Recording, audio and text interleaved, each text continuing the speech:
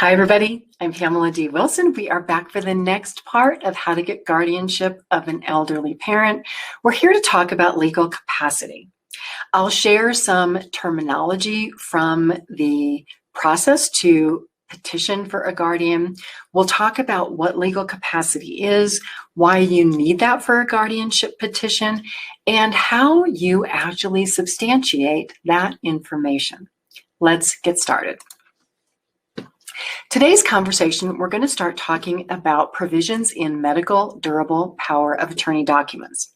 As I told you before, when I was appointed medical durable power of attorney for many of my clients, I also was the person who would have been named guardianship had guardianship become necessary. When you are considering petitioning for guardianship of a parent, family discussions about guardianship are important because you want to know who supports the guardianship and if you're going to have family members or other people who are going to say, we don't agree, this doesn't need to be done. You shouldn't be that guardian. We'll talk about the types of guardianship and also some more definitions of interested party, a little bit more about what a contested guardianship is, and then again, how do you support the idea of legal incapacity so that you can petition and actually confirm that your parent really does need a guardian? So let's start with the medical durable power of attorney provisions. And this is really a lesson for all of us. How many of you have your estate planning done? Do you have your medical durable power of attorney, your financial power of attorney, your living will, your will or a trust completed? If you don't, it's something to consider. If your elderly parents do have this done, look at their medical durable power of attorney and see if there is a provision in there to appoint a guardian if a guardian is needed. Now, if your parents had a good elder law, estate planning, or probate attorney, this provision is probably in there. If they went to a family friend, a family law attorney, some attorney who does not have any expertise in estate planning, the documents could be faulty. Or even worse, if they downloaded a copy of these documents off the internet or got a copy from some website, it's possible that a lot of these very important provisions are not in there. And these documents differ by state. States have different rules on all of this estate planning, which is why I'm talking about it, so that again, you can never say, nobody told me about that. I didn't know I should do that. I didn't know that I should go see an elder law, a probate, or an estate planning attorney. I thought my friend could do this for me. It saved me a lot of money. It may have saved you a lot of money back then. Today, it could cost you a lot of money. Another reason that guardianship becomes a necessity for an elderly parent is if they haven't done any of this estate planning. There is a point where the memory loss of an elderly parent is so significant that they cannot complete estate planning documents. And this is up to an attorney and possibly a care manager to confirm that this isn't possible. They can't make these decisions. Then under those circumstances, there is no choice but to proceed to a guardianship hearing. So yes, it can be too late for a person who has a cognitive impairment to execute estate planning documents. Also, medical durable power of attorney documents, conservator documents, even conservator documents and guardianship documents should always have a provision for a successor. What is a successor? A successor is a person who will step into that role if the person who accepted the role of the agent or accepted the role of the guardian or the conservator decides that they can no longer serve. That avoids further court action, further expense in having to have another guardianship hearing or have a guardianship hearing at all if that information is already designated. Now, the difficulty many times is finding someone who a person trusts to act in this role, actually talking to that person to see if they'll serve, and then getting the documents done, which is why many professionals like myself who do this are appointed for these roles. Again, it's a very important conversation to have within families, and if you don't have your estate planning documents completed, it's something to think about today. So let's talk to the idea of talking to parents about guardianship. This question here, do you understand what being a guardian means? By now, I hope that you're gaining a better understanding of the legal responsibilities, the duty and responsibility to act with the healthcare system, and all of the things that can possibly go wrong, including your family trying to do things that are in contradiction to what you are doing for your elderly parent. When the subject of guardianship comes up, I would often discuss this with my clients. So for example, if I go back to the Peg and Tom story, I didn't talk to Peg about guardianship, but I did talk to her about the fact that I was her agent under medical power of attorney, and that I noticed that her memory was getting worse. And Peg was a very intelligent person. She still was able to understand what I was talking to her about. And the fact that I said, Peg, I'm really worried about your memory. I think that we should find out and get a diagnosis and know what you're safe doing by yourself and what you might need help with. And this will help us plan for your future care. This type of discussion was a discussion that I, as an agent, had a duty to have with all of my clients. In fact, families would hire me to have these discussions with them and their elderly parents, because in some situations, and you know this if you're a caregiver, your elderly parent may see you as their child. They may see you as this 12-year-old, even though you're 52 or 62, and they may not think that you know what you're talking about. So in many situations, I would have conversations about care planning, and estate planning, and guardianship with parents, with older adults, about the process and how all of this works.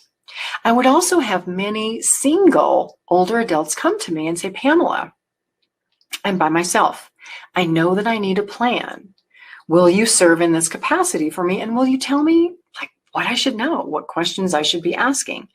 Even to the point that my clients would come to my office and they would bring their estate planning documents and they would say, our attorney drafted these, but we know that you know what really happens. Do I have the right provisions in this document? Is my living will asking the right questions? What else should I put in there? What else happens that you know that my attorney doesn't know? And I would help my clients with these questions, with these issues, and they would go back to their attorneys and have their documents redrafted. This is a huge responsibility, being an agent under power of attorney and an agent under guardian. I know I sound like a broken record, but I can't say that enough. So as a guardian, again, you follow the wishes of your parent. And so the question is, who should your parent appoint? This can be another contentious issue. Let's say that you have 5 brothers and sisters. How does a parent choose one over another? Are the other 4 going to be upset if they're not appointed? What kind of internal issues does that cause within the family? And more importantly, if your elderly parent says, I'm fine, what are you talking about? My memory is great. I have no issues. I don't need a guardian, and I certainly don't want anybody making decisions for me. That's another story that we will continue to talk about here. So let's talk about types of guardianships. So sometimes an emergency guardianship is necessary, and this is when there is immediate harm. So let's say that an elderly parent is living alone. All the kids live out of town. The house has been flooded because they forgot to turn off the water. There's been a house fire. They're driving, getting into car accidents, and this situation really can't wait. It's dire. A petition for emergency guardianship can be done that is heard usually within the same week. Now, what that requires, though, is a permanent hearing. that just doesn't give you guardianship forever. You still have to go through the process of petitioning for a permanent hearing, providing all of the documentation, and getting that guardianship approved. So there are a couple of other types of guardianships. There's something called a temporary guardianship. In cases that were extremely, extremely difficult, maybe another guardian had the case and they resigned because it was just a losing battle or impossible, I would accept what's called a temporary guardianship. And a temporary guardianship in Colorado, at least, is for a period of 6 months. And basically, I would go in and clean up the situation, put providers in place, fire people, hire people. I would basically be the bad guy that my client or the ward didn't necessarily like because I was making a lot of changes. But my role in those cases was to come in and stabilize the situation so that then it could be managed and taken over by another guardian who the client would then like and work with. Also, there are limited guardianships, and those are guardianships where it's for a particular purpose. So some clients would grant me limited guardianship for the purpose of a surgery or an insurance claim or a particular purpose that was time limited. I would come in, I would address the issue, and I would no longer be the guardian. Unlimited guardianship is more difficult to get, but it is usually, if you are in the right situation, it's the best type of guardianship to have because it allows you the broadest powers. Now, all guardianships have things that are not allowed, and there are 2 of these things listed on this slide. One is mental health treatment, and one is substance abuse treatment. And this gets very tricky because in some cases, the reason that a person needs a guardian and has dementia is because of lifelong alcohol abuse. There is a diagnosis called alcohol-related dementia.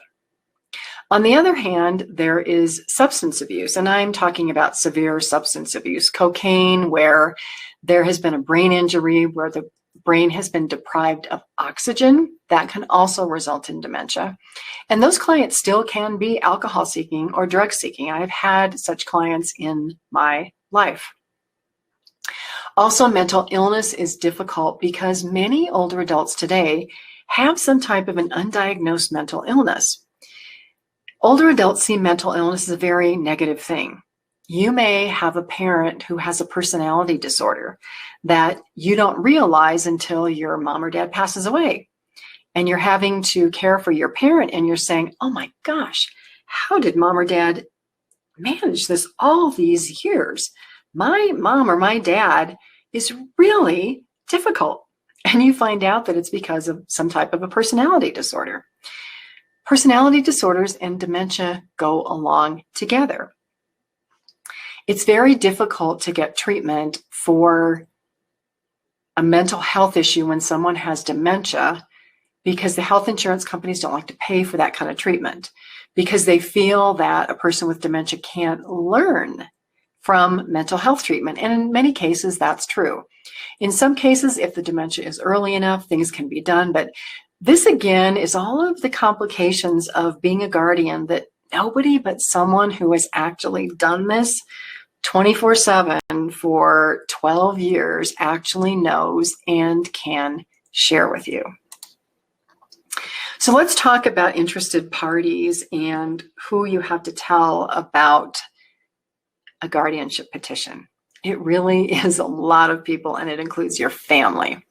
It's a full disclosure process. You can't hide it from anybody. So first of all, your elderly parent has to know. They're the respondent, as we talked about. And then all of your family, the spouse, if your parent is married, your mom or dad, your brothers and sisters, their parents, grandparents, the brothers and sisters of your parents, medical providers, so your parents' doctors.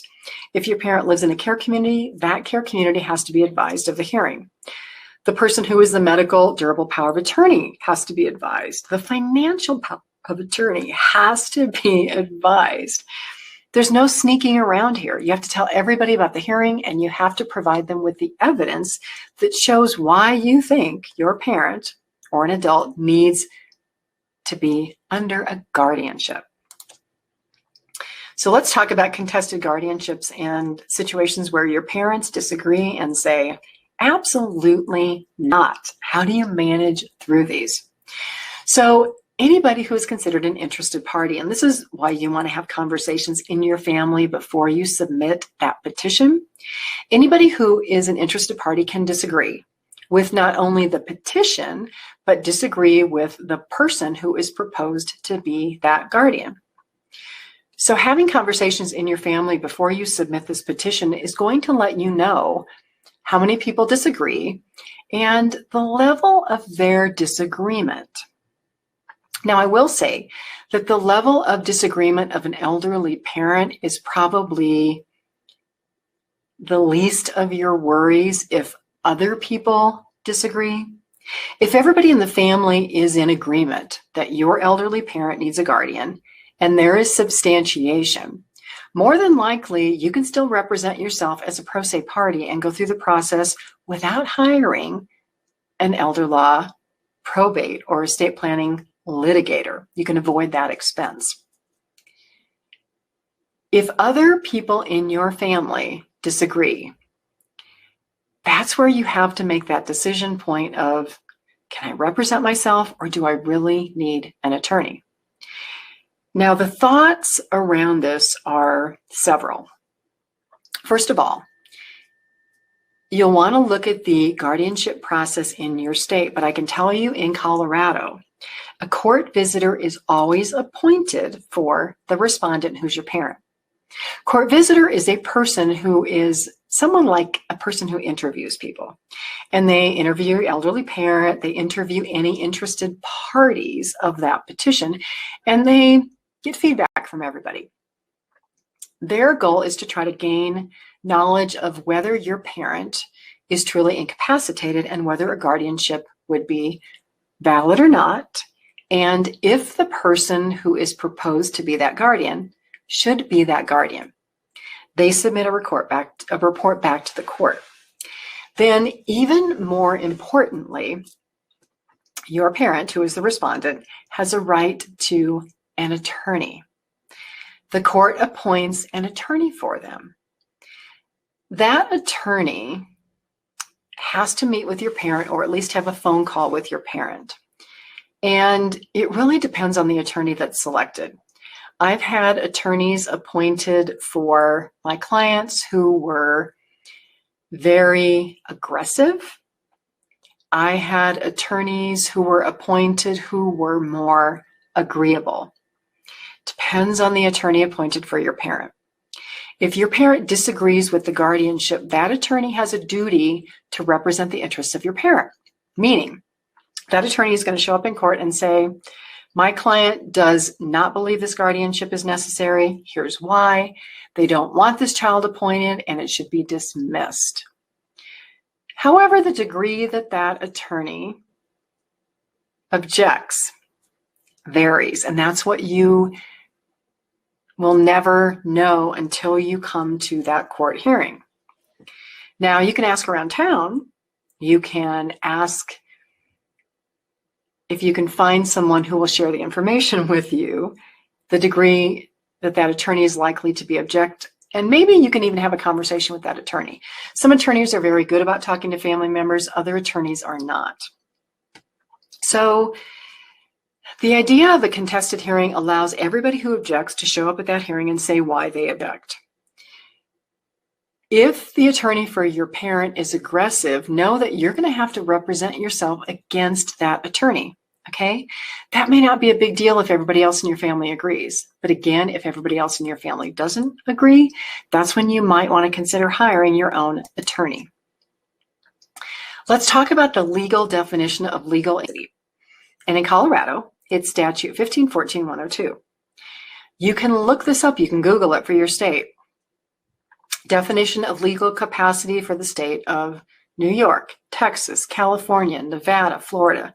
Look it up. See what it says. Basically, it's the idea that your parent can't evaluate information to make decisions about health, safety, and well-being. Take a moment and read this slide, and I will pause and count to 5.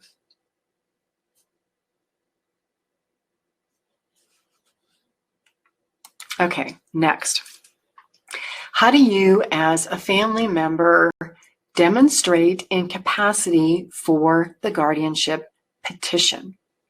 You do it by documenting your experiences with your parent. So earlier I talked about house floods, house fires, car accidents, getting lost, missing doctor's appointment, not taking medications, ending up in the hospital, weight loss, health issues. All of the issues that you are experiencing with an elderly parent, you want to document in timeframes, in frequency, how many times they're happening, in the severity of the effect on your elderly parent. You want to look at the medical conditions that they have. Do any of these cause or support them having difficulty making decisions?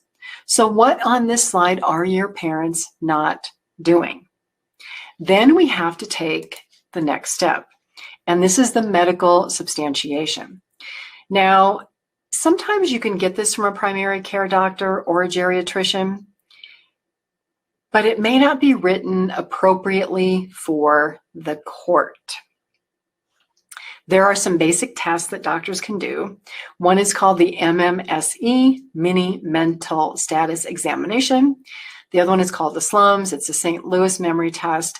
And they're basic 20 or 30 question tests that they'll ask your parent. What day of the week is it? They'll give them some number testings. They'll have them draw a clock. And the score on these tests can indicate whether they have moderate memory loss, mild memory loss, or early memory loss. Now, the caveat is anyone who is highly educated. If your parents were professors, if they have master's degrees, if they have a PhD, those individuals tend to score better on these tests. The other option is to do what I did with my client Peg. I found a neuropsychologist who mostly wrote reports of incapacity for the probate court for guardianship hearings. So know that there's a difference between a neuropsychologist who does that and a neuropsychologist who mostly operates under a medical degree and a medical license. A neuropsychologist who operates under a medical degree and a medical license usually will not write a statement of legal incapacity in their reports because they get paid by health insurance companies. A neuropsychologist who writes these reports for the court most times is privately paid, and there's an expense associated with that, which again is why I'm taking you back to it's better to do this as a family member, because if you can avoid a contested hearing with an attorney, you avoid more expense. A neuropsychologist who writes these reports for the court can cost $1,000. They can cost $2,500. They can cost $5,000. You can try to go to court with a letter from a doctor and see if that works. If you have enough other substantiation, then you're probably very good. If problems happen down the road, though, like they did for my client Peg, you may have to go back and eventually pay a neuropsychologist who writes reports for the legal court system. This letter offers you the best opportunity to have guardianship granted the first time you have a hearing if you include it with the guardianship petition. So in summary, we've talked about what is incapacity, how do you demonstrate that from daily activities, and how do you obtain a letter of medical incapacity that is legally substantiated. Let's take a step back. Is your family in agreement? If they are, great. We're going to talk about how you submit a petition in the next webinar, all of the forms, how you make it happen for you in your state where you live. At this point, you want to think about, can I do this myself as a pro se party? Do I need any help? Maybe I hire a local professional fiduciary to help me with this so I can avoid an attorney cost, so I do it right. Or if there is going to be a huge battle in your family, is this the point where you pick up the phone and do a free consultation with an elder law, probate, or estate planning attorney who specifically has litigation expertise? That's where you may need your plan B. Next up, we're going to talk about how to create that guardianship petition. We'll look at forms and everything that you need to do to keep moving this process forward. I'm Pamela D Wilson. As always, my website is on this slide. Other programs, other educational courses that I offer, my book, my free caregiving library are on this website, support.pameladwilson.com. Thanks for being with me in this course and this webinar series. I appreciate you, and I will see you in the next webinar.